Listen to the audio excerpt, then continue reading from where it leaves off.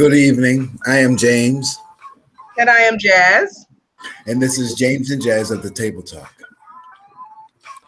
Today we will be talking about the effects of the child molestation in and out of the community of the African Americans, as well as in the U.S. at large. This epidemic has been going on since the beginning of time, and folks still are suffering from the effects of the child molestation that has happened in their upbringing during their childhood. Some folks were scared to say yes, and some folks were scared to say no. Some folks just didn't know what to do. So, this is another one of Jazz's bangers. So, without further ado, we're going to allow Jasmine to start. Jazz. Yes, so there are many problems in society today that are not always easily detected. Although these problems may be terrible problems, they are still, for different reasons, difficult to identify. Because these problems are so hard to identify, criminals are able to commit these crimes multiple times. One of these problems is child molestation.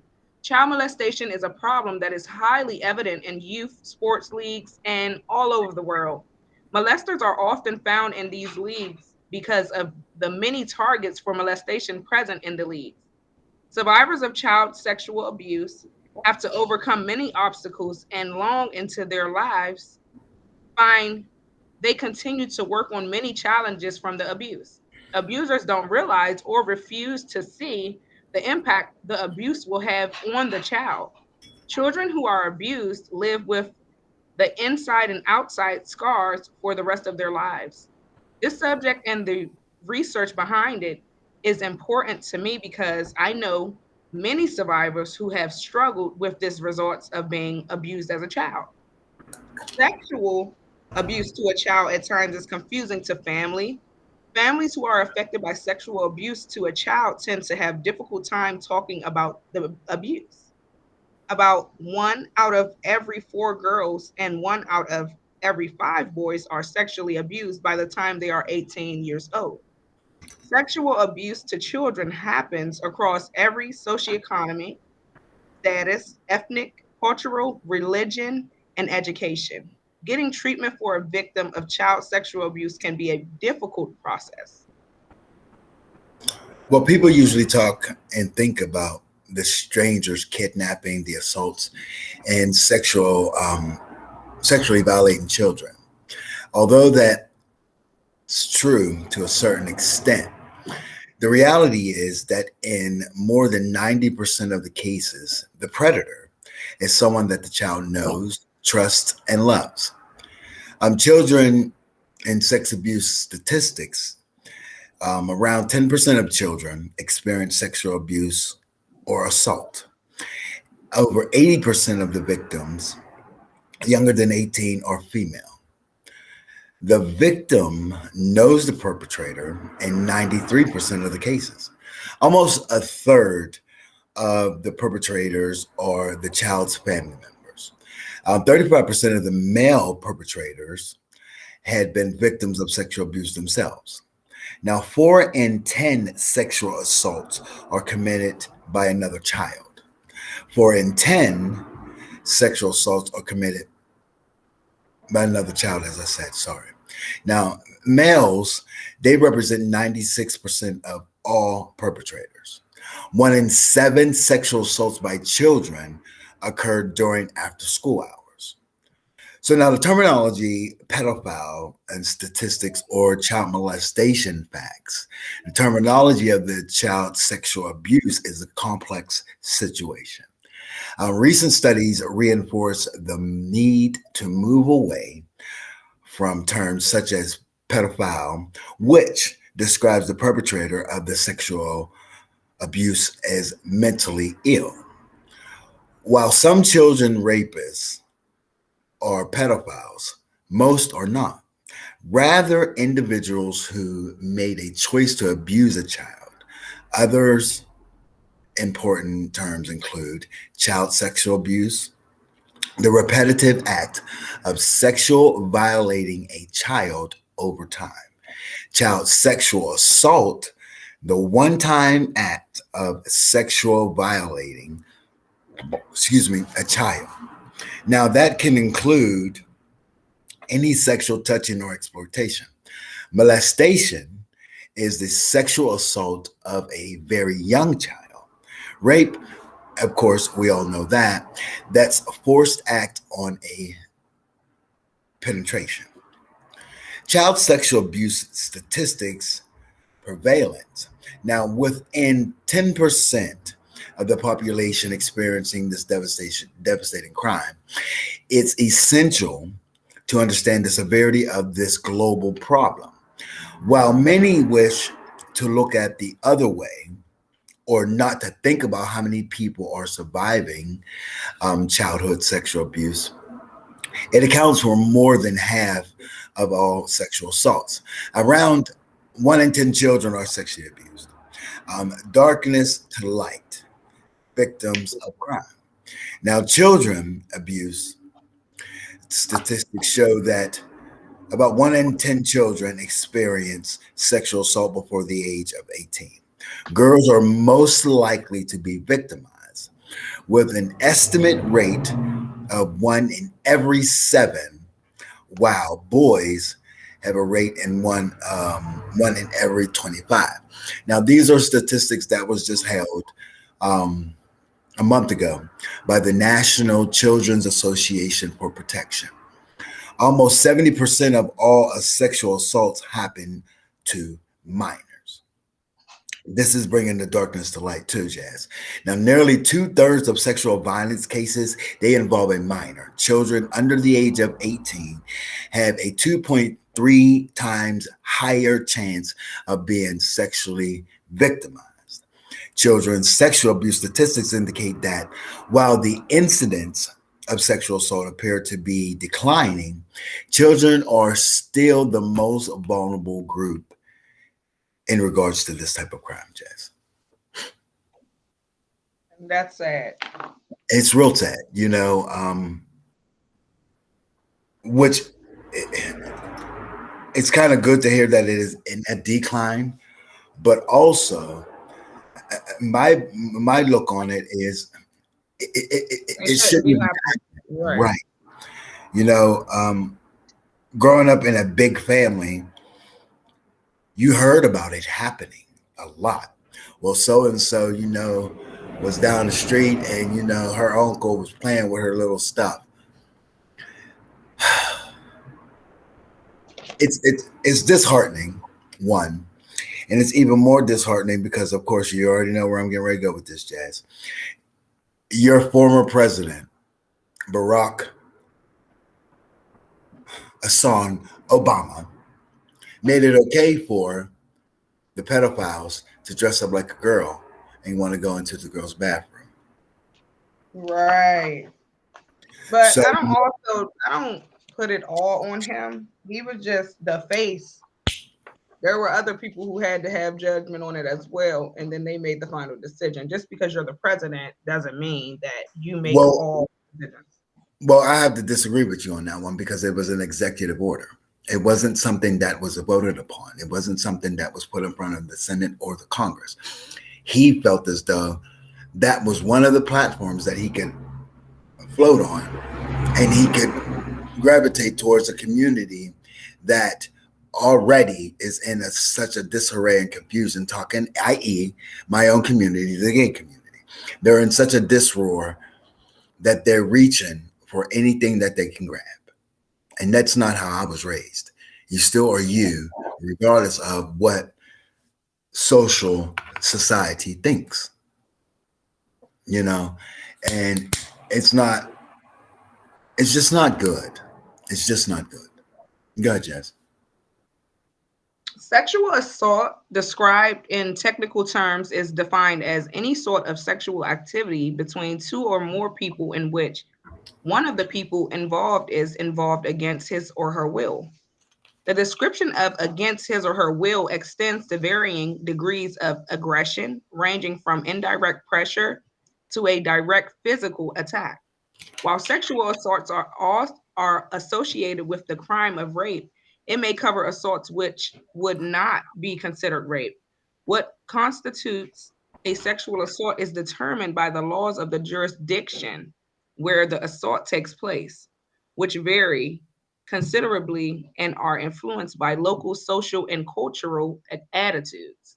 Every year, an estimated 300,000 women are raped and sexually abused by a predator.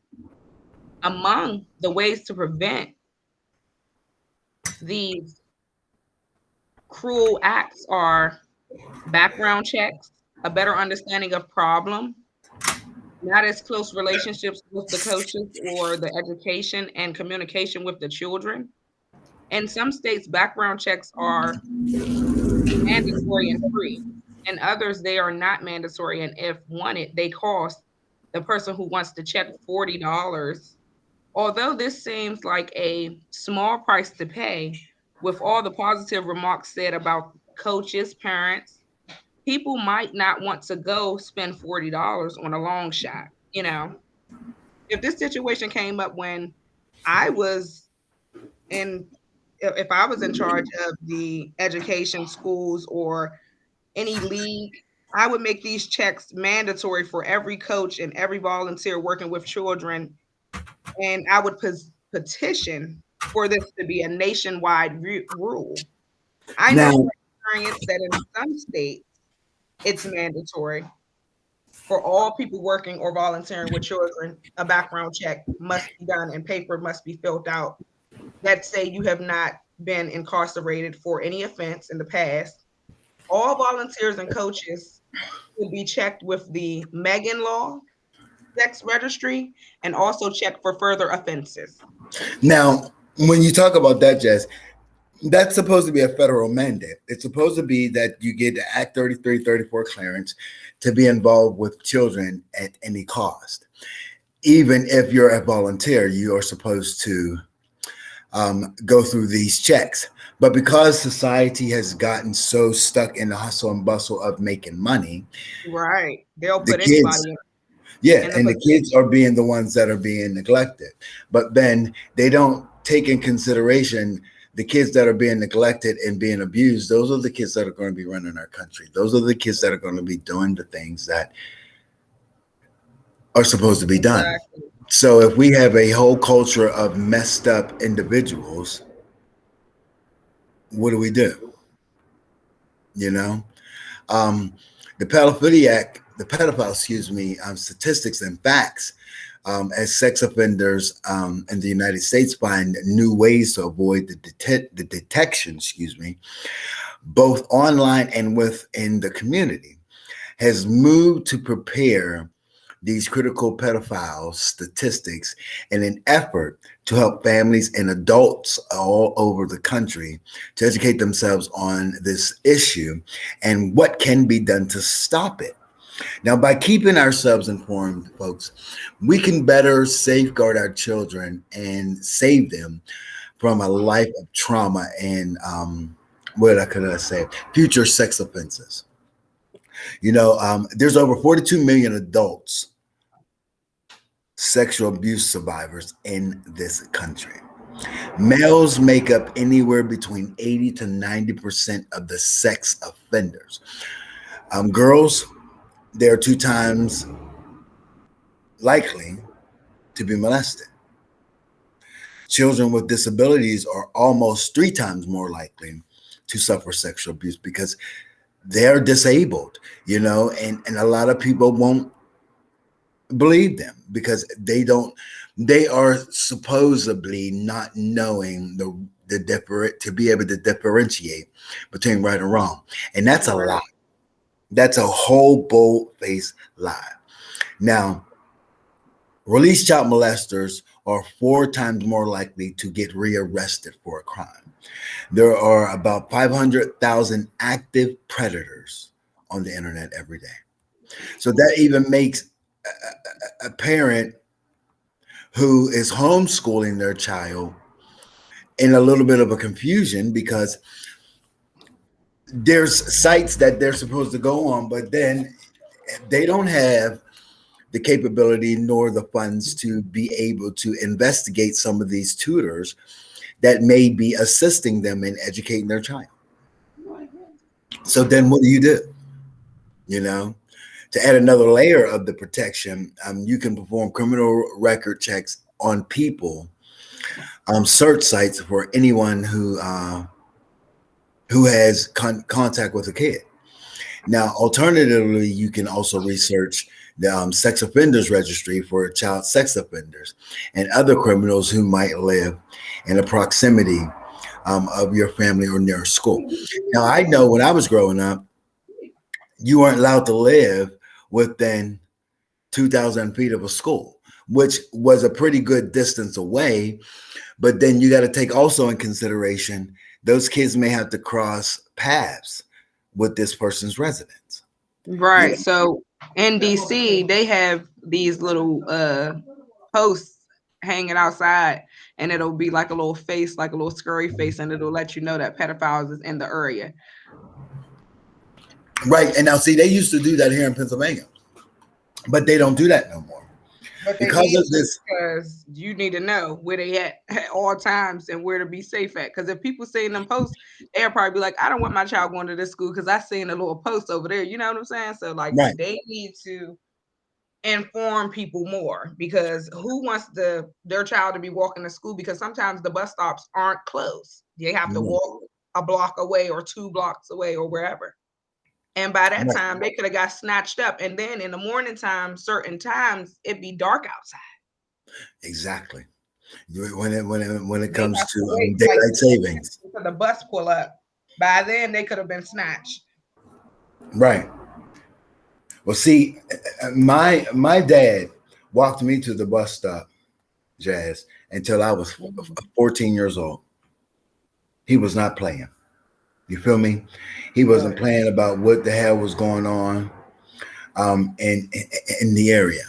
You know, he was worried about who was going to see his child and what was going to happen to his child going to the bus. And I do think that my father did that because from the ages of, since I can remember, age 5 until I think my son was born, my mother's brother would infiltrate my room. And i.e., I'm going to leave it at that. Because again, he got out of jail. And again, what did he do? He did the same goddamn thing after spending 20 some odd years in jail. He still came out and did the same thing. So, me being victimized and in that situation, I am I'm kind of biased to giving these people any kind of, as they call it, reparations or what, any kind of excuse as to why they did it. It was done to me, so did the fuck did I do it to anybody else? No, because I knew what it felt like. Even still Right. to this date, as an adult, I That's have why when siblings they who oh, go ahead. I would never walk in a room and see them undressed, and they're like, "Bro, we're grown as hell." Well, that to me is a center of violation right there. Right. So, to understand how to prevent child sexual abuse, one must begin by understanding what child sex abuse is. When a perpetrator intentionally harms a child physically, psychologically, sexually, or by acts of neglect, this crime is known as child abuse. Child sex abuse consists of any sexual activity that includes a minor. A child cannot consent to any form of sexual activity. More importantly, when a perpetrator engages with a child this way, they are committing a crime that can have lasting effects. Child sexual abuse introduction: children are the future of today's society, and their interactions when they are young are extremely important and key to how they develop and grow into strong, independent individuals. They are extremely vulnerable to their surroundings and the people they come into contact with, which makes those interactions most important. Children look up to people they trust that inspire them, and those connections made in the beginning of their lives are what help them grow. As a child, there are a lot of things you look forward to. As a child, I never had to worry in a worry in the world, and most of my friends didn't either. No one ever considered the fact that their child could be sexual abused, because most of the time there are no signs to it. A child can be abused in many ways, but in my opinion, I think sexual abuse is the worst. Child abuse will affect the child for the rest of their lives. Sexual abuse has many long term and painful healing processes that can leave one feeling hopeless. Wow. Now I'm about to share my screen, Jazz, with you guys because you already know if it ain't politics, I got a video. And when I do my research, I go through and I find things that could be helpful that you and I may not be able to give to our viewing audience, but I want to make sure, as well as you do, that they Right. get every piece of information. Now, NSPCC is a prevention child sexual abuse. And they have a lot of videos. And this one right here is a 2 minute and 41 seconds. And I want to play that for you guys. Here we go.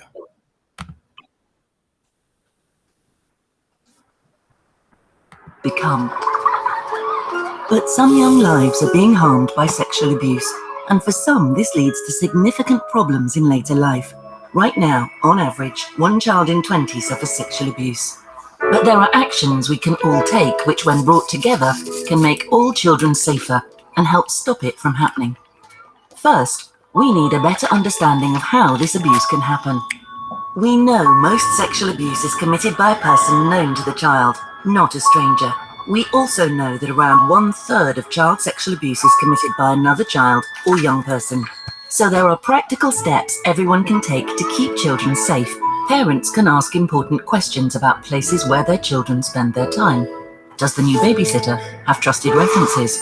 Do sports clubs employ the right people to keep children safe? At school, staff can make sure students are kept safe by checking on areas of the school that can feel unsupervised, such as quiet corridors or outside spaces. Not all sexual abuse involves direct contact. It could be seeing pornography or being groomed to perform sexual acts online. We can prevent this kind of abuse by making the online world safer for children. We can check privacy settings, parental controls, and report cyberbullies. Our NSPCC O2 helpline advisors offer free advice and support with these and any other online concerns. Our Speak Out Stay Safe programme visits every primary school in the UK to teach children that abuse is never okay, that it's never their fault, and who to turn to if they are ever worried. Parents and schools can talk to their children about relationships and sexual behaviour to help them understand what is and isn't okay. Sometimes sexual abuse is committed by young people, and they need support to help them understand and address their behaviour. If a child does experience abuse, they need to feel safe speaking out, and they need support which helps them start to turn their life around, to have the childhood they deserve. If adults have any concerns about the safety of a child or the behaviour of another adult, they can call the NSPCC helpline. We know that sexual abuse can be prevented. We know how, and we're making progress. And we know that everyone can take steps to protect our children, at home, at school, and online. Together, we can all play a part in making every childhood free from sexual abuse. I love the presentation. Thank you. Thank you. Thank you. Thank you. And they are a very good organization. And the reason why I put them up there is because when I was growing up, they were in existence and they're still in existence. And I'm in my late 40s. And it's programs and things like that that help get us in a better position. Now, I did a little look at the National Library of Medicine, and they talk about the racial differences and the consequences of childhood maltreatment for adolescents and young adult depression, heavy drinking, and sexual violence. Now, the study, it examined racial differences in consequences of childhood maltreatment for depression, heavy drinking, and violence during adolescence and young adults among Black and whites. Now, the data came from the Pittsburgh Youth Study, a prospective long study of urban males, which is about 971, which is 56% black. Childhood maltreatment was defined as substantiated physical or sexual abuse, physical neglect, emotional maltreatment, or moral, legal, and educational maltreatment, with the first referral before age 12. Now, self reports of depression symptoms and heavy drinking, consuming six plus drinks on occasion, and the official parent and self reports of violence offending, they were assessed between the ages of 12 and 17, which is the adolescence age. Now, the age group of 24 and 25 young adults, regression analysts were conducted to examine childhood maltreatment and race. Now, when you go to that, and the results of that was prevalence of childhood maltreatment, was higher for black than white boys. However, there were no racial differences in timing, type, severity, and chronological treatment. Now, when the SES and the cohort were controlled, children maltreatment significantly predicted depression symptoms and violence in an adolescent, but none of the outcomes in the young adults. Now, race was a significant predictor of the violence during adolescence, and of all three outcomes in young adults, no significant race by maltreatment interaction effects were found.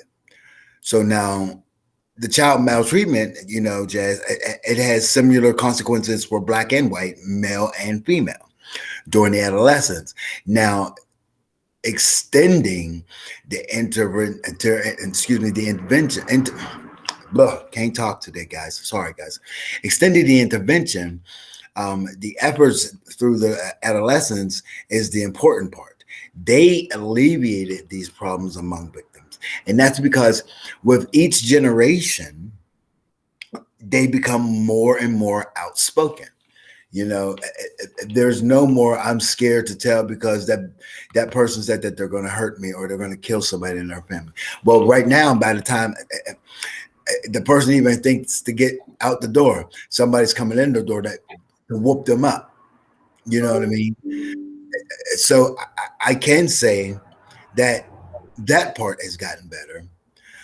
And I still don't see, even with the numbers, if the numbers was down to like 5, that's still too many, because you're wrecking the future stability mentally of that child, whether or not that child has help. That's a mental scar that's going to always forever be embedded in that person's head. Jazz? Yes. Child molestation law. The child molestation is a very serious sex crime that can expose a defendant to extended jail time and a lifetime of stigma. The Department of Justice defines child molestation as contacts or interactions such as inappropriate physical contact between a child and an adult where the child is used for sexual stimulation of the perpetrator. Allegations of child molestation are taken very seriously by law enforcement, but they must also be treated carefully. Since the justice system must aim to balance the protection of the children with the vindication of those who are wrongly accused. So, understanding child molestation charges. Child molestation refers to a wide variety of activities perpetrated against children by adults that have sexual undertones. While sexual activity clearly falls within the scope of child molestation, the crime also applies to other forms of inappropriate touching, including non perpetrating contact, exposure of a minor to pornography, or convincing a minor to view sexual acts. When the minor is in is the instrument of the perpetrator for purposes of sexual gratification or stimulation, the actions may rise to level of molestation. Allegations of child molestations may be reported by the child, or they may arise in a mandatory reporting context. In many states, certain professionals are legally obligated to report suspicions of child molestations to law enforcement. These include social workers, teachers, clergies, and medical professionals, amongst others.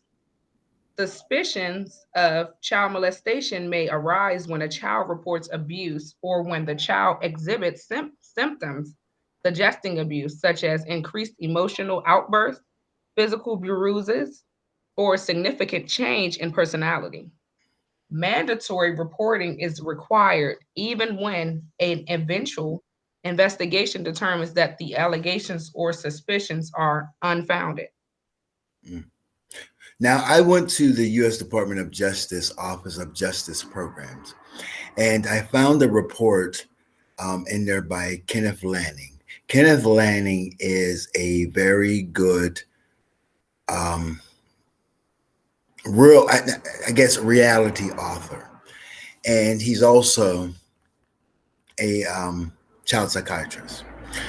He did a study for the U.S. Department of Justice on this. And now, based upon his training, his education, and more than 35 years of studying the criminal aspects of deviant sexual behavior, his publications provide knowledge and guidance needed by professionals who investigate these sexual exploitations. Now, although the investigation techniques that was used, it discussed many people that were not in understanding of this stuff. So now they use cases of sexual victimization of children, and they are intended to be applied primarily to investigate sexual victimizations of children by adult acquaintances who often gain access to the potential child victims by becoming involved in, like you said, youth serving organizations. Now, in order to successfully investigate and prosecute cases that involve sexual exploitation of children by acquaintances we call child molesters, four significant behavior concepts of the relatively common type of sexual victimization must be understood. The key dimensions included sexual activity, nice guy offenders, compliant child victims, and grooming seduction. Now, the fifth concept, sexual activity, involves understanding the nature and the scope of the behavior that can constitute sexual activity. Now, the concept of the nice guy offender involves understanding the offender who seems to be loved. So that also preempts me into this next little clip that I had, Jazz. And it goes in and it describes about the tutor. So here we go.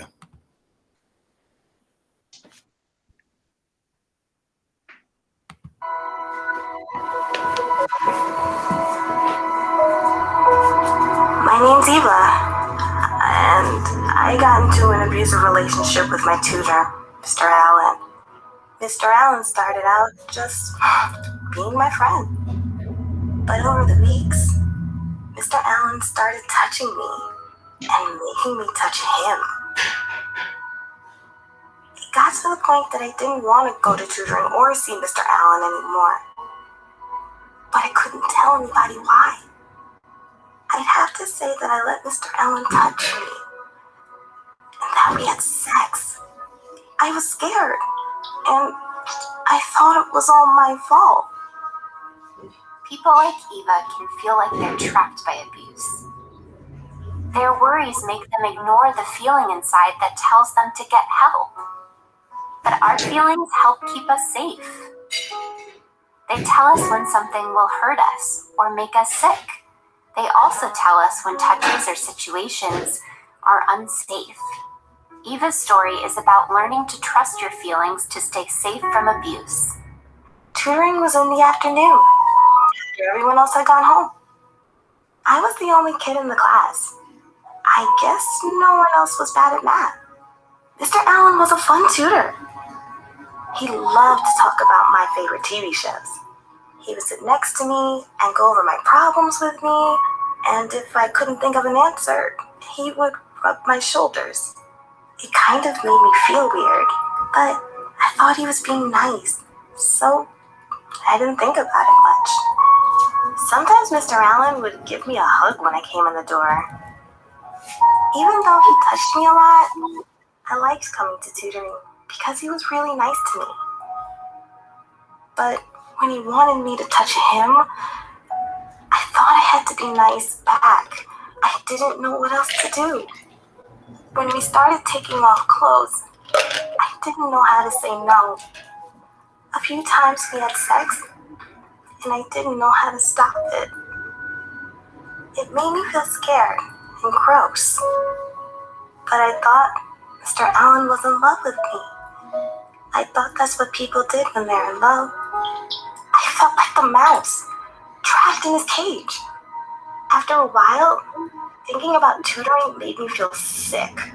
I wanted it to stop, but I didn't want to get Mr. Allen into trouble. I couldn't imagine telling anyone anyway. How could I tell my dad I let Mr. Allen touch me for so long? I felt like it was my fault.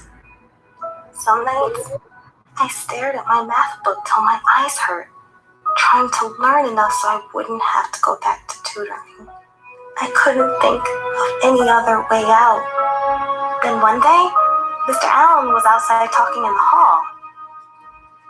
I felt something by my foot. It was the mouse. He escaped. Somehow, I knew that I could escape too. I left immediately and went straight home and told my dad everything. He knew what to do, and I felt better. But I cried a lot that night. I think mostly because I was relieved to finally tell. I never saw Mr. Allen again. Telling was hard, but I know now that if something feels weird or wrong, it is. You just have to tell someone about it. I'm so glad Eva was able to trust her feelings and talk about her abuse. It was confusing because Eva liked Mr. Allen, but his touches made her feel weird and gross. Sometimes the smallest feeling is the one that tells us that something's wrong, but if something feels wrong, it is. Eva thought the abuse was her fault because she didn't stop it sooner, but it's never anyone's fault but the abuser's. And it's never too late to tell someone that something bad is happening to you. If telling your parents isn't an option, you can tell a teacher or a school counselor. Keep telling until someone listens and helps make it stop.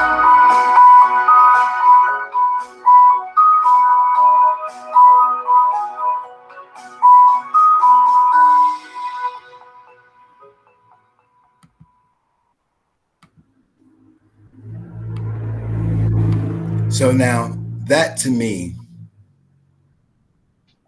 is a good segue for me to bring it back to you. I just forwarded you an email, Jazz, and it's kind of funny we did this show and I just got the email just now. Mm-hmm. I've been confirmed and appointed to the 2023 advisory board. And the priorities are to protect children, accept my invitation by joining the priorities board. Now, I will be among several different Democratic and Republican senators and congressmen and women who are looking and reaching out to those in the community that are trying to help the community at large grow. I really am going to accept the appointment because one, this this topic that you bring up touched more things than one. Right. I still have grandkids. I have nieces, nephews, godchildren, and all that. And I'm the first to tell you, God forbid something happens, because the police better get them first. And I'll just say that. Go ahead, Jess. Defending against child molestation allegations. Although it is our obligation as a society to take child molestation charges very seriously, false reporting of child molestation is more common than many people realize. In the context of family disputes, contentious custody battles, and emotional and physical and psychological disorders amongst children, false allegations of molestation by a child can occur. In this context, the best defense is to establish the falsity of the charges. This is easy. This is easiest to do if a defendant can show that he or she could not have committed the alleged molestation, such as by showing that he or she was not alone with the child at any time. Alternatively, the defendant may attempt to show that the child has a motive to bring false charges or has a history of doing so. However, attacking the character of a child can be risky endeavor, since this approach can come across as too aggressive. Well, I don't think any approach could become too aggressive when it comes to protecting a child. Um, I I think the more aggressive you are in protecting your child, the less likely that child is going to be victimized by anybody. Right. You know, we need to realize that a lot of these studies that are conducted don't include those who don't say nothing. So you figure if it's 1 in 4, in reality, it may be every other one, because a lot of kids, they have consciences and hearts at a young age. So then they already know what the ramifications are going to be. So they could also be a protector, excuse me, of the pedophile and not even know that they're protecting them. But because that child has such care within them, they're scared that something bad is going to happen to the person who did something bad to them. Right. So, parents that are watching this, I'm urging you to put it in more of a conversational stance when it comes to your children. Make sure that your children are being protected and watched over by the correct entities within your circle. I won't say family because a lot of people don't have family, so they just have a circle that they depend on. The only people that you are supposed to be dependent on is those that are giving the correct nurturing to your children. And by the being a good judge of that is how they treat you. You have anything else, Jazz? Um, that was pretty much it. But also, I have a few more things to say. Like, as a parent, you have to pay close attention to your children. Don't brush them off because you want to go party or smoke or drink, or you're too worried about your relationship and things in that sort, because that's when these things take place at people's homes. When you want to Mhm. take your child over this one house, if your child is crying badly and saying, "No, I don't want to go over there. I don't want to go over there," there's a reason they don't want to A go real over reason. there. A real reason. It Yes, might ma'am. not be a child molestation, but it might be they're not paying attention to them. They're not eating. They're not, something's not right that the child don't want to do at that house. Because most kids don't even want to be around their parents. So if they go into the house and they screaming and hollering, then girl, Right. honey, Right. red flags, dinging, dinging, dinging. Take them home. Let me sit down here and chop it up with this Yes, person. but I see most people in the younger generation, they don't even care if their child's crying, saying they don't want to go somewhere. They're like, "You're going to go because I want to go have fun." And that's that's really like, that's child neglect, and that's also being inconsiderate. Once you have children, they're your responsibility. If But that's anything happens to your child at somebody else's house, it's still going to be your responsibility. Whether they get in trouble or not, you're still going to get in trouble. You're still held accountable. Once you push that child out of you at the hospital and they let you go home with them and you sign those papers, that's your property. most of them don't know though. You're responsible for that child. That's right. And you should just be fair to your child anyway, because one day they'll have to take care of you when you're old or whatever may happen in your life. You don't know your path. So that's right. I just think that people should pay attention to their children and stop being selfish. And then most of these things wouldn't happen. Right. Exactly true. Well, guys, you've heard it from both hosts of this show. And you see, and I will take the time out tonight and I will do due diligence because this is something that is spawned in there tomorrow. And it's very severe. Right. Yes, it is. So I will be doing a little bit more research tonight to put up some prevention and some safety getaways for their children, things that you can teach your kids. I'm going to also include some links to some of the videos that I do have. Folks, I do a lot of videos because I have grandchildren and I send these videos to my kids too, so that they can share these with their children. You have to sit down, folks, and have a very good conversation with your kids. Let them know that regardless of what that other person says to them, that nothing, you have their back. Right. Nothing's going to happen to the child, but something will happen to the adult. And that's because that is what's right. Yes, because most of the time I always hear people say, well, they told me not to say. It could be even a 50-year-old lady. Back in the day, if she had sexual abuse happen to her, they'll be like, oh, well, the reason why I didn't say anything was because they said they was going to do this. They said they was going to do that. Okay, but then when you didn't speak up, that left them more time to do it to another person and another person and another person. And now, you need to stop it there at the door. That's right. At the door. See something, say something. Well, as we end our show, as we always do,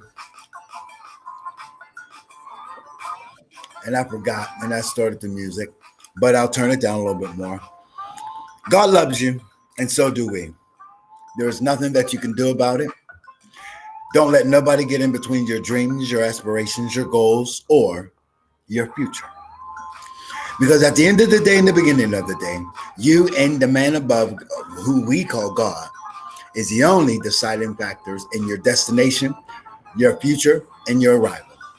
So, on behalf of myself and Jazz, here at the Table Talk with James and Jazz, we love you guys. We appreciate you guys. And by the way, I want to say this live on air, and I'm going to pause this real quick.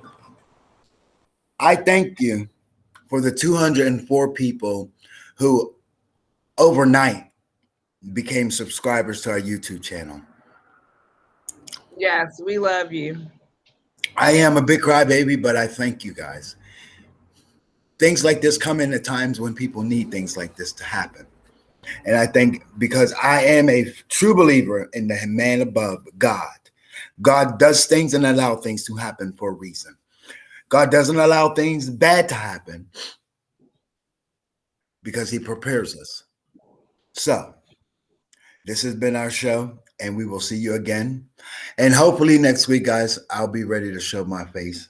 Jazz was ready today, honey. She dolled up, girl. She don't got the head split and all that, girl. She had the inches, honey. Anywho, this is James. And this is Jazz. With the Table Talk with James and Jazz. We love you guys. Thank you. Tune back in again. We'll see you next week.